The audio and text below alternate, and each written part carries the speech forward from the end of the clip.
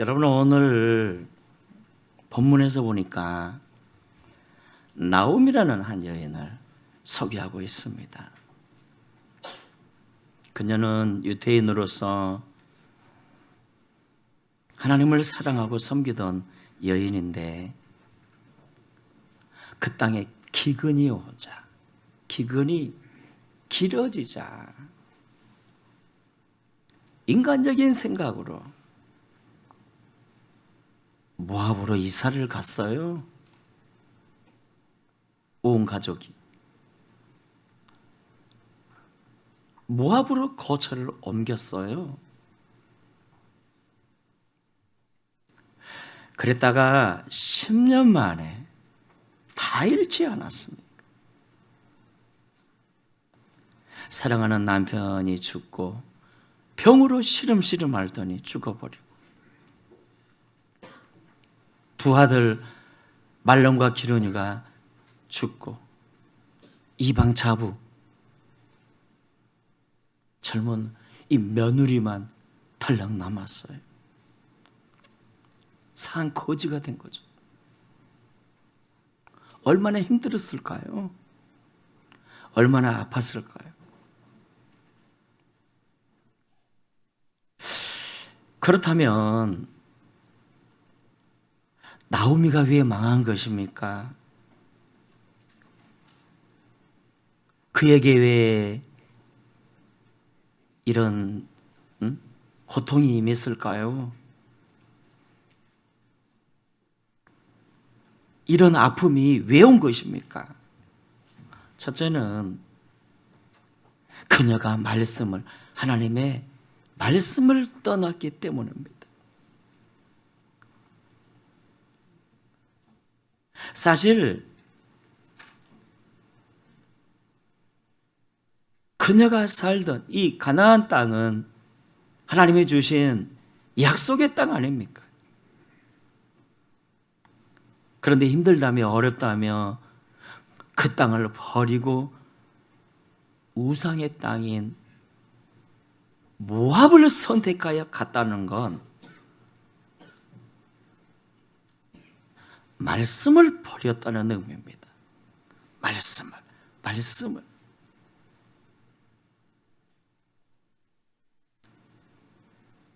힘들다며 어렵다며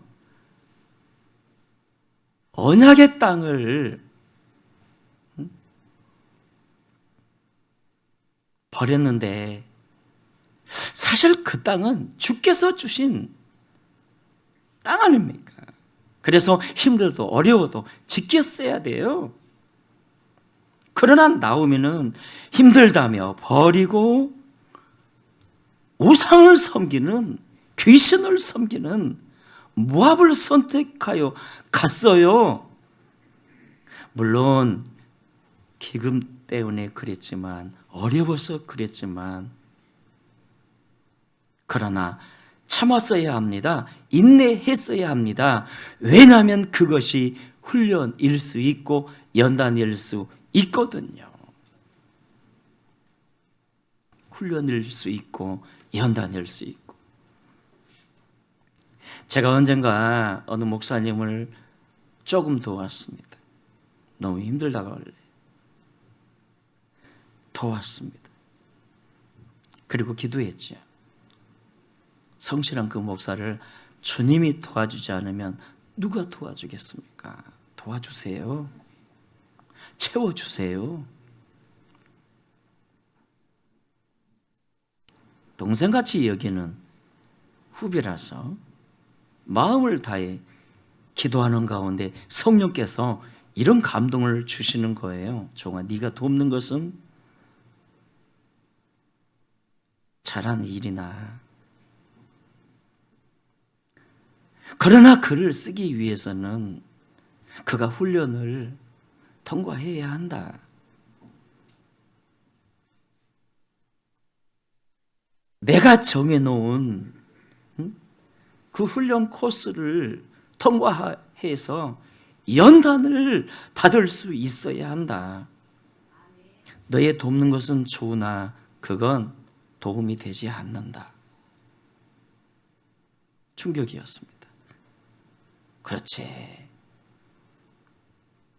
하나님은 전능하신데 다 아실 텐데, 나보다 사랑이 크실 텐데, 어찌 보면 당신의 정들이 고난받을 때 당신께서 더 힘들어 하실 텐데, 주님보다 앞서지 말아야지, 뭐든지 묻고 행해야지 깨닫지 않았습니까? 여러분, 나오미가 힘들다고 어렵다고 언약의 땅을 버리고 우상의 땅을 택하여 갔다는 건 불신입니다. 불신입니다. 하나님의 연단을 거부한 육신적 선택이고요. 왜냐하면 하나님은 다 알고 계시거든요. 응? 그러므로 참았어야지요. 인내했어야 합니다. 그러므로 사랑하는 여러분, 우리가 인생의 길 걸어가다가 어떤 위기를 만나고 기근을 만났을 때 꼭 붙잡아야 할 말씀이 있죠. 모든 것이 합력하여 선을 이룬다는 로마서 8장 28절 아닙니까? 하나님을 사랑하는 자, 그 뜻대로 부르심을 입은 자에게는 모든 것이 합력하여 선을 이루느니라. 그러나 나오면은요, 그 말씀을 믿지 않았습니다. 그래서 말씀을 떠난 거 아닙니까? 둘째 나오미는 묻지 않았다는 겁니다. 여러분, 나오미가 인생의 기근을 만나 위기였습니다. 아니, 다 굶어 죽게 생겼는데 위기 중에 위기지요. 언약의 땅을 버리고 모압 땅으로 갈 만큼 그 중요한 시점에서 물었어야죠. 하나님께 당연히 여쭙어야 합니다. 그렇잖아요. 특히나 이 모압 땅은 귀신 섬기는 땅인데, 그럼에도 그녀가 묻지 않은 이유가 뭔지 아세요? 하나님을 신뢰하지 않았다는 겁니다. 솔직히 힘들어지니까. 살기 막막한 이 땅보다는, 메말라버린 이 베들레헴보다는 곡식이 풍성한 모압이 더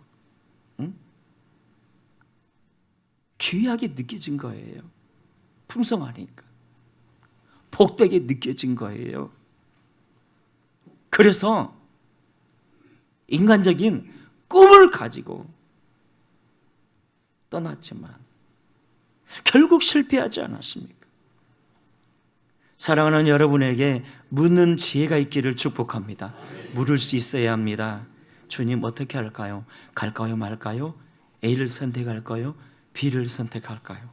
하나님, 이런 상황에서는 내가 어떻게 해야 하죠? 지혜를 주세요. 여러분, 지혜란 막막한 그 상황에서 내 힘으로 해결할 수 없는 막막한 그 상황에서 하나님께 어떻게 해야 합니까? 묻는 것이 지혜입니다. 지식과 달라요. 묻는 것이 지혜라고요. 묻는 것이.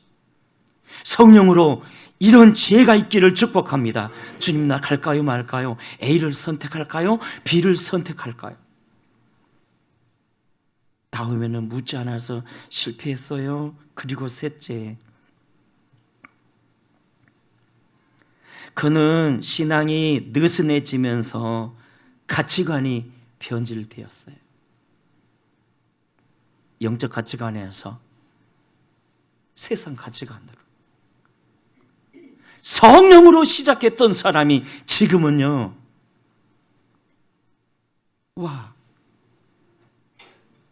육적 인생이 되었어요.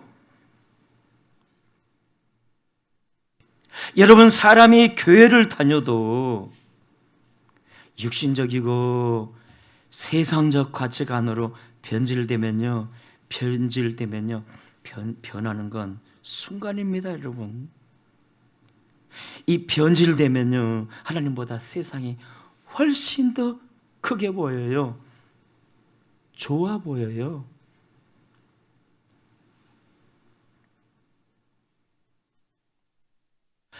하나님보다 세상이 더 좋아 보이고 커 보이면요, 가장 먼저 나타나는 현상이 뭔지 아세요?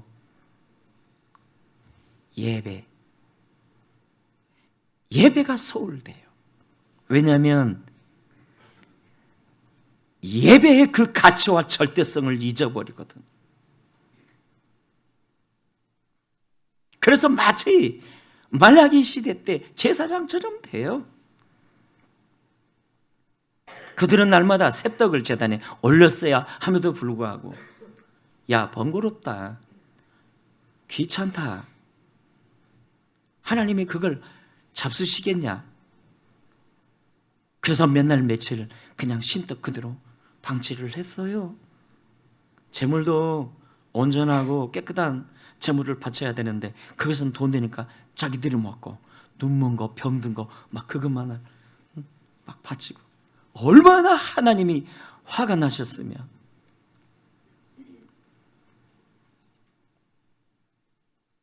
이렇게 말씀하셨죠. 너희 제사장아, 백성아, 너희는 나를 너희 천국보다 못하게 여기는구나. 너희가 드리는 그 제물들 너희 총독에게 한번 가져다 줘봐라. 그들이 그걸 받겠느냐? 받겠느냐? 니들은 나를 총독보다 못하게 보는구나.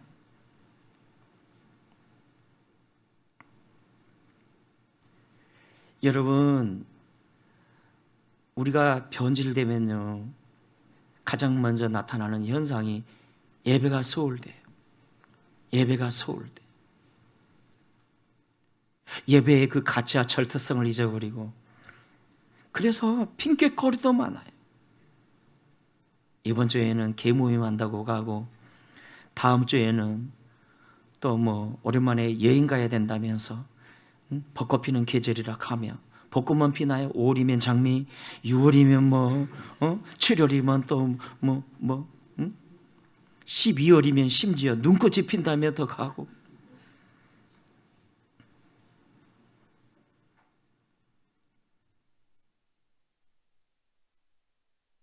여러분, 사람이 말씀에서 떠나 변질돼 보세요. 예배를 하찮게 여겨요. 하나님을 갈망하지 않고요, 항상 그 관심이 세상과 육신에 있습니다. 마치 누가복음 12장의 어리석은 부자처럼 돼요.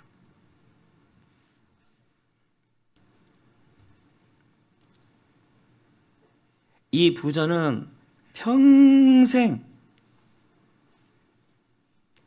부자로 살았음에도 단 한 번도 하나님께 영광을 돌리지 못했습니다. 그는 주께서 주신 지혜와 총명으로 재물을 많이 얻어서 창고에 그냥 가득히 채우고는 스스로에게 이렇게 말하지 않았습니까? 내 영혼아, 평생 쓸 물건을 창고에 가득히 채워놨으니 지금부터 영원히 드리고 즐기자, 엔조이하자. 그 말을 들으시고 하나님이 이렇게 선언하셨죠. 어리석은 자여, 오늘 밤에 내가 네 영혼을 취할 건데, 그러면 네 영혼이 어디로 가며 네 많은 재물이 네 것이 되겠느냐? 네 것이 되겠느냐? 어리석은 자여.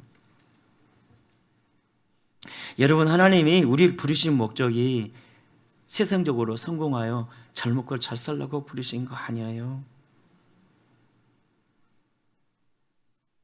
하나님을 기쁘시게 하고 이웃을 행복하게 하는 복음으로, 하나님을 기쁘시게 하고 이웃을 행복하게 하는 말씀을 따라 살라고 부르신 거 아닙니까? 왜 그것이 영생 얻는 비결이거든요. 그래서 우리 교회 보면 밤 기도 때도 자녀들까지 데려온 사람들이 있어. 금요 심야 기도 때도 보면 막 피곤함에도 졸음을 쫓아가면서 막 예배하는 사람들. 자녀들까지 데리고 와가지고 반짝거리는 눈빛으로 이렇게 말씀을 들을 때 보면 하나님이 얼마나 기뻐하실까. 그는 영적으로 성공 인생이다. 그런 아이들을 하나님이 가만두겠냐고요. 책임져 주시지. 책임져 주시지. 그것이 영생 얻는 비결이거든요. 여러분, 우리가 육신적으로 세상 가치관으로 살면 하나님과 관계가 막힙니다. 하나님과의 관계가 막히면 영적으로도 막혀서 하늘 기쁨을 잊어버려요. 생명적 기쁨을 잃어버려요. 그래서 세상 물 암만 마셔봐도 행복하지를 못해요. 스가 여인을 향해서 세상 물만 많이 마셔봤다. 스가 여인을 향해서 예수님 말씀하셨잖아요. 그래, 네가 세상 물 많이 마셔봤지, 물질의 물 많이 마셔봤지, 명예와 쾌락의 물 많이 마셔봤지, 그거 암만 마셔봐 소금물이야. 여전히 목말라 진정한 만족과 행복을 줄 수 없어. 그러나 내가 줄 수 있는 물이 있어. 그 물 한 번만 마셔봐. 영원히 목마르지 않아. 여러분, 그 기쁨의 생수를 오늘 이 시간 마시기를 축복합니다. 그 기쁨의 생수가 여러분에게 임할 것입니다. 응?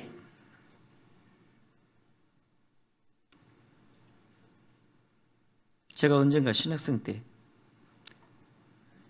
부산에서 신학교 다니다가 전도서 사표 쓰고 광주로 왔어요. 광주로. 어렵다면서. 힘들고 어려우니까 이게 때리치고 이제 직장생활을 하겠다면 그러니까 여천 공단에 들어가지 않았습니까?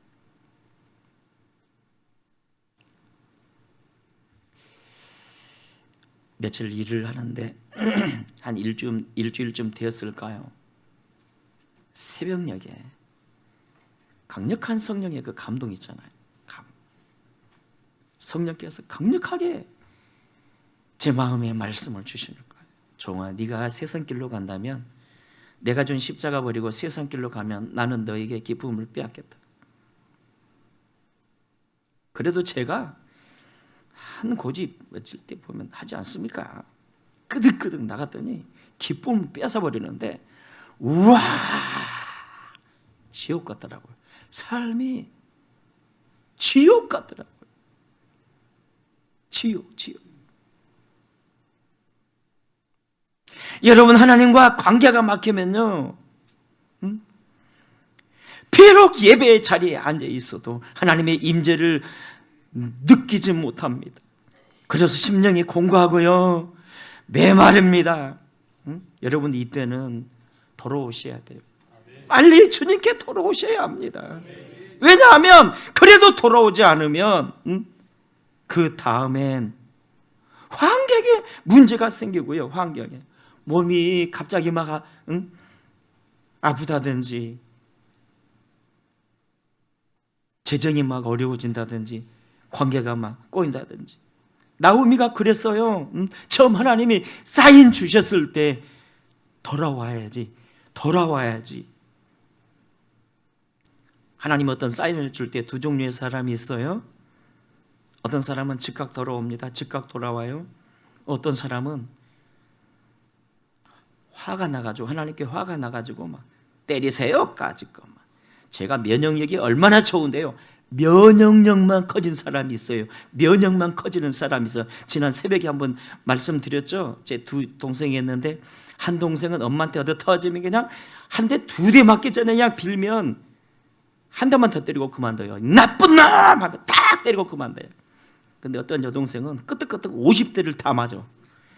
다 때리고 나서 실망한 눈빛을 한 대 더 때리면서 이렇게 얘기해. 독한 년! 다 독한 년. 부모가 뭘 원했겠어요? 회개하길 바랐겠죠. 사과하길 바랐겠죠.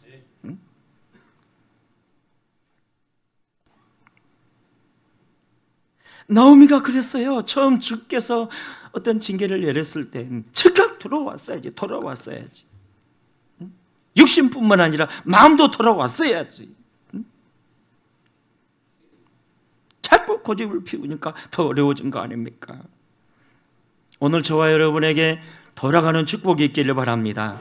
몸만 교회에 와 있는 게 중요한 게 아니에요. 마음이 돌아가야 됩니다. 주님께 돌아가야 합니다. 말씀 앞으로 돌아가야 합니다.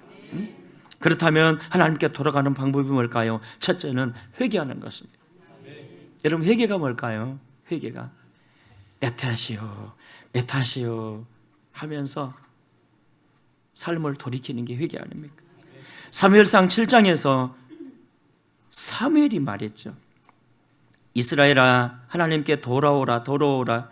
너희가 하나님께 돌아오려거든 너희 가운데 우상과 이방 신을 버리고 하나님만 섬기라. 그러자 백성들이 울며 회개하지 않았습니까? 우리가 범죄했다고. 크게 한번 따라합시다. 주여, 내 탓입니다. 바로 그거예요. 내 탓이라고. 여러분, 이 고백을 주님이 얼마나 좋아하신지 몰라요. 주님, 내 탓입니다. 나 때문이라고요. 내가 죽일 놈입니다. 주님, 내 탓입니다. 1907년도 평양 대부흥의 그 역사 때 길선주 장로님뿐만 아니라 그 여러 리더들이 이 고백하지 않았습니까? 주님, 내 탓입니다. 주님, 내 탓입니다. 주님이 이 종놈 탓입니다. 내가 범죄했기에 이 민족이 이리 되었습니다. 교회가 이렇게 되었습니다. 주님, 내 탓입니다. 그럴 때 주님이 부흥의 불로 임하셔서 고쳐주지 않았습니까? 주님, 내 탓입니다. 결국 나오미 역시도 회개했죠. 주님, 내 탓이라고. 두 며느리에게 고백하지 않았습니까? 이 모든 것은 내 탓이로다. 그래서 여호와께서 나와 우리 가문을 징계했고 이제 내가 하나님께 돌아가려 한다. 내 사랑하는 자부들아, 너희는 그냥 편안하게 너희 어머니에게로 돌아가라. 징계를 나만 받아야지 어찌 너희가 함께 징계받을 수 있느냐. 내 탓입니다 하면서 주님께 돌아가는 거예요. 그리고 또 하나 있습니다. 우리가 주님께 돌아가는 방법, 다시 말씀 앞에 서는 것입니다. 왜냐하면 하나님이 우리를 부르신 목적이 세상적으로 성공하여 잘 먹고 살라고 부르신 게 아니라 말씀대로 행하라고 부르셨거든. 말씀대로 행하라고. 여러분, 우리가 말씀을 떠났다는 것은 하나님의 뜻을 저버렸다는 의미고요. 주의 뜻 저버리고 내 고집과 아집대로만 살았다는 의미고요. 십자가 사명 버리고 세상 가치관으로 살았다는 뜻입니다. 그래서 우리가 말씀 앞에 서야 하는 이유, 말씀만이 우리를 바꾸거든요. 말씀만이 우리를 고치거든요. 말씀만이 우리를 가치 있게 만들거든요. 말씀만이. 사도행전 2장에서 베드로가 백성들에게 복음의 말씀을 전할 때 그들이 막 회개하며 내 탓이요 회개하며 주님께 돌아오지 않았습니까? 형제들아, 우리가 어찌할꼬 하면서. 그래서 사랑하는 여러분, 우리가 꼭 나오미처럼 하나님을 떠나 있지는 않습니까? 말씀 버리고 우상의 땅인 모압을 선택하여 살고 있지는 않습니까?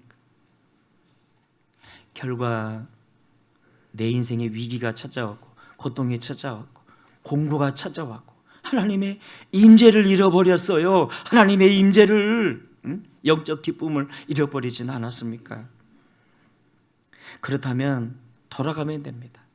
어떻게 돌아가야 한다고요? 회개하면서. 내 탓입니다. 내 탓입니다. 회개하면서. 또한 다시 말씀 앞에 서는 것입니다. 말씀 앞에 서는 것입니다. 하나님께 돌아가는 우리 모두가 되시기를 주의 이름으로 축원합니다. 본문에 보니까 결정적으로 그거예요. 하나님이 기회를 주시잖아요. 베들레헴에 하나님이 양식을 주셨다네. 그 양식이 예수 그리스도 아닙니까? 오늘날 예수 그리스도의 떡이 신령하게 떨어지는 곳, 예배예요, 예배.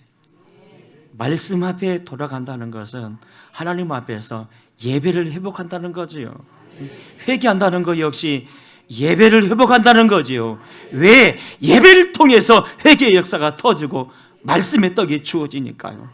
하나님께 돌아가는 우리 모두가 되시기를 주의 이름으로 축원합니다.